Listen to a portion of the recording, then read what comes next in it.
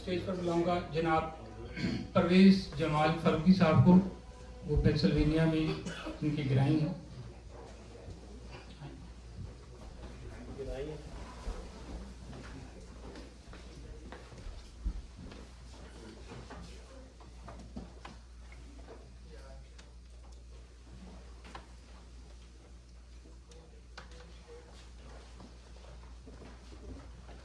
मैं जनाब डॉक्टर तुफैल मलिक साहब को उनके मजमूए बागबान और उमंग की शहादत में मुबारकबाद देता हूँ। और उसके साथ साथ मामून अमन साहब और खालिद इरफान साहब ने भी जो आपके साथ इतनी मेहनत की है और वो भी बहुत ही सताइश के न्यूयॉर्क और न्यू जर्सी में तो मुस्तनद शुरा की एक पूरी खेत मौजूद है। बोलिए प्लीज। जी मैं कह रहा था न्यूयॉर्क और न्यू जर्सी में तो मुस्तनद शुरा की एक पूरी खेत मौजूद है, लेकिन मुझे बड़ी खुशी हुई कि हमारे पेंसिल्वेनिया में भी एक शायर ऐसा पैदा हो गया है जो बड़ा ही मुस्तनद और बहुत ही आला पाया का शायर है। तो ये भी हम लोगों के लिए बहुत एजाज़ की बात है।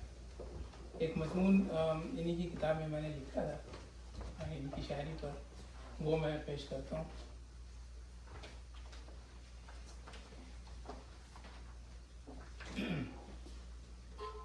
तुफैल मलिक का ज़ौक़ शेरी। तुफैल मलिक साहब के शेरी मजमूआ बादबां और उमंग का मुसव्वदा पढ़ने का मौका मिला।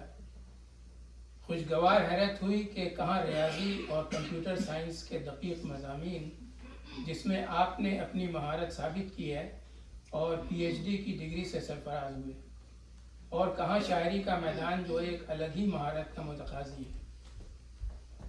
तुफैल मलिक साहब खेवड़ा ज़िला झेलम में पैदा हुए। सब जानते हैं कि खेवड़ा नमक की कान के लिए मशहूर है। मैं ज़िला झेलम वालों को मुबारकबाद देता हूँ कि उन्होंने खेवड़ा की कान से एक ऐसा कीमती पत्थर भी तुफैल मलिक की शक्ल में निकाला है जो गौहर नायाब भी है और गौहर खाली भी। बहुत अच्छा जुमला हुआ, फिर से कहिए इसे। मैं ज़िला झेलम वालों को मुबारकबाद देता हूँ कि उन्होंने खेवड़ा की कान से एक ऐसा कीमती पत्थर भी तुफैल मलिक की शक्ल में निकाला है जो गौहर नायाब भी है और गौहर खाली भी। क्या बात है, बहुत अच्छा, वाह वाह वाह। किसी रियाजी के उस्ताद से उसके एक शागिर्द ने कहा, शोहरा बहुत सुना है रियाजी में आपका, तूले शबे फिराक जरा नाप दीजिए। उस्ताद ने बोर्ड पर लिख दिया इन्फिनिटी। मुझे शक है कि वो उस्ताद तुफैल मलिक साहब ही रहे होंगे और शागिर्द को ज़रूर मालूम रहा होगा कि उस्ताद में ज़ौक़ शेरी भी मौजूद है। जब ज़ौक़ शेरी की बात आई है तो आइए देखते हैं कि शायर ने बादबां और उमंग में ज़ौक़ शेरी की कहाँ तक तस्कीन की है। कुदरत बहुत से लोगों को बचपन ही से ज़ौक़ शेरी अता कर देती है। इसमें किसी शहर, इलाका या मुल्क की तख़सीस नहीं। इस हुनर को जिला देने के लिए मेहनत व मुतालिया की ज़रूरत होती है। ऐसे में अगर अदबी माहौल भी मैसर आ जाए तो शेरों में मानी आफरीनी के अमल में बहुत मदद मिलती है। मुझे गुमान है कि तुफैल मलिक साहब को भी कहीं ना कहीं ऐसा माहौल ज़रूर मैसर आया होगा। तुफैल मलिक साहब बुनियादी तौर पर गज़ल के शायर हैं। उनकी गज़लों में गम जाना के साथ साथ गम दौरा के इशारे भी मिलते हैं। मौजूदा दौर की गज़ल इस बात की मुतकाज़ी भी है कि इसमें सुखन बाज़नान गुफ्तन के साथ साथ इस दौरे इब्तला के कर्ब की झलकियाँ भी नज़र आएँ। एक तवाना फ़िक्र रखने वाले शायर में साहिब एहसास होने की वजह से इस शर्त को पूरा करने की सलाहियत मौजूद होती है। तुफैल मलिक साहब भी एक ऐसे ही साहिब एहसास शोरा की सफ़ में शामिल है जो एक तरफ तो अपने रवायती महबूब के ज़िक्र से अपने जमालियाती एहसास को ताज़ा रखते हैं और दूसरी तरफ सिसकती हुई इंसानियत का गम भी उनको खाया जाता है। अच्छा हुआ, वाह वाह वाह। और भी गम है ज़माने में मोहब्बत के सिवा। शायर के ये चंद अशार उसके जमालियाती अशार की एहसास की रोशनी में मुलाजा फरमाएं। मैं जब सरे शाम कहकशाओं की सिमत अज़्म सफ़र करूँगा, वो मेरे रफ्ते सफ़र में चुपके से अपनी यादें भी डाल देगा। वाह। मैं गुरेज़ा निगाह शौक़ लिए और दिल में उतर रहा है कोई, रोके उठता है हर एक कारी किताबे इश्क का, रोके उठता है हर एक कारी किताबे इश्क का, और लिखवाओ तुफ़ैल अंजाम मेरे हाथ से। वाह। तुफ़ैल मलिक साहब के ये चंद अशार जो गम दौरां का आईना दिखाते हैं और शायर की गुदाज़ी दिल के शाहिद हैं। आग में झुलसे हुए पेड़ों से हूँ मैं आशना, कैसा अच्छा हुआ। मैंने देखे हैं बहुत से घोंसले जलते हुए। क्या वाह वाह वाह। आग में झुलसे हुए पेड़ों से हूँ मैं आशना, मैंने देखे हैं बहुत से घोंसले जलते हुए।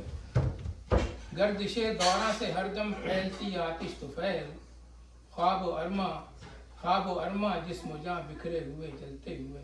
वाह।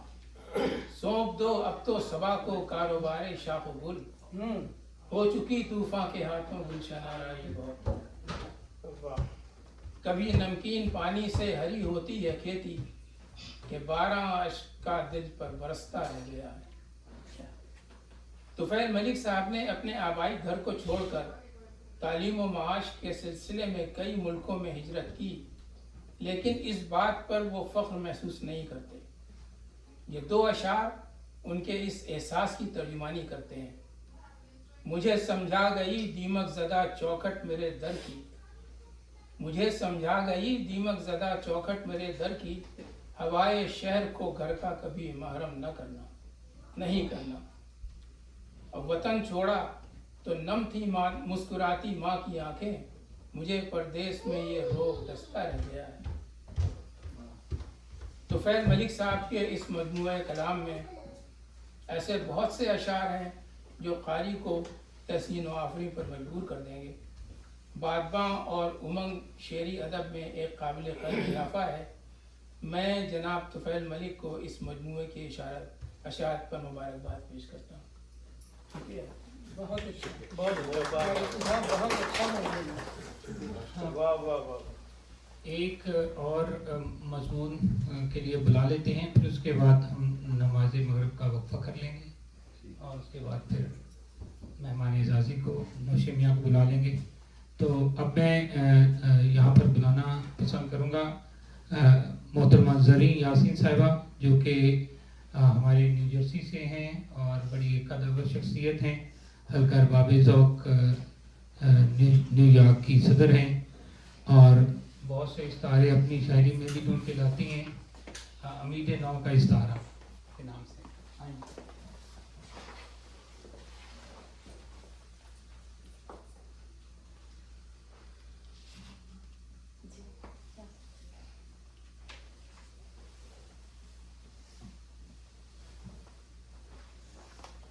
उम्मीद नौ का इस्तारा।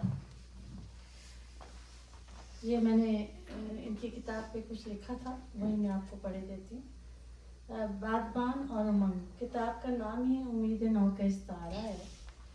मायूसी से खुशगुमानी की तरफ का सफ़र है। मलिक तुफ़ैल की ज़िंदगी के इब्तदाई अय्याम छोटे से शहर खेवड़ा के नवा में गुजरे, जहाँ उन्होंने अपने वतन की मिट्टी की महक को महसूस किया और यूं इनका अपने वतन और अपनी ज़मीन के साथ रिश्ता बहुत मजबूत हो गया। और ऐसा मजबूत हुआ कि बाहर के मुल्क में आने के बावजूद वो मिट्टी की महक इनकी शायरी में मौजूद है। जहाँ उन्होंने अपने वतन की मिट्टी की महक को महसूस किया और सादा ज़िंदगी ने इनकी तबीयत में रिश्तों की अहमियत को उजागर किया।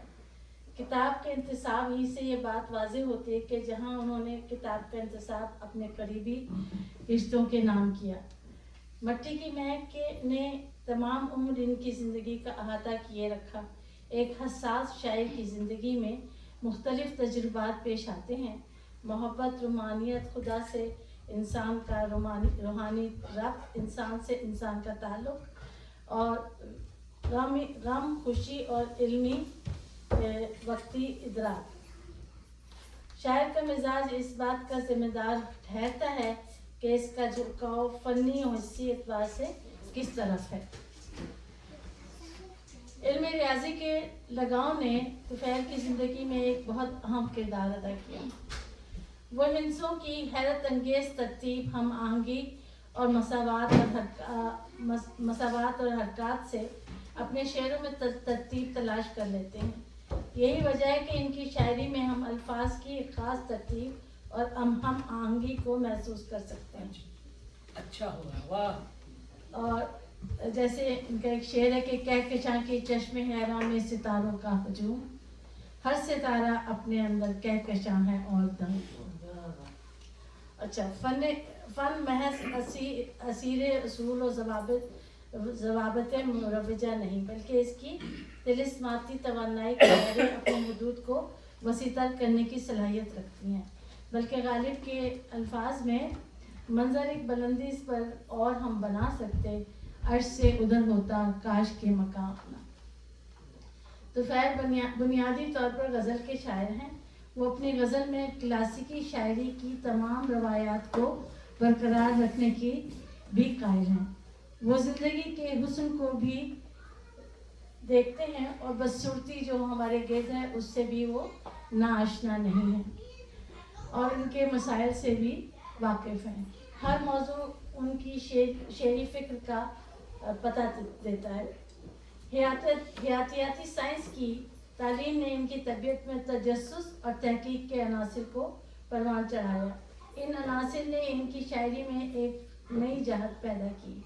طفیل ایک عرصے سے اپنے فن سے لا تعلق رہے، لیکن یہ تمام جذبے ان کے وجدان میں پروان چڑھتے رہے اور حالات کو سازگار دیکھ کر ان کی تخلیقی صلاحیتیں ایک بار پھر ابھر کر سامنے آ گئیں۔ ہوں ابراہیم کی امت سے میں شہ وقت کی آگ، کود جاؤں ذرا ایمان کا شرارہ دیکھوں۔ ان کے بہت سے اشعار میں الفاظ کی ترتیب اور مصرے کی مضبوطی نے مجھے کئی مرتبہ حیران کیا ہے۔ یہ طفیل کی خوش قسمتی ہے کہ انہیں مامون احمد صاحب جیسے علم عروض کے ماہر استاد کا ساتھ حاصل ہوا، اور مجھے توقع ہے کہ ان کا فن بتدریج مزید ترقی کرے گا۔ ان کی غزلیں ماشاءاللہ بہت توانا شاعری ہے ان کی غزلوں کی، اور میں سمجھتی ہوں کہ یہ اسی طرح آگے چلیں گے اپنے فن کے سفر میں۔ اور ان کے پہلے مجموعے کلام بادماں اور امنگ کے اشاعت پہ میں انہیں بہت مبارکباد پیش کرتی ہوں اور امید کرتی ہوں کہ یہ ہمارے حلقہ ارباب ذوق کے ساتھ جڑے رہیں گے اور ہمارے گروپ کا ایک حصہ بنے رہیں گے۔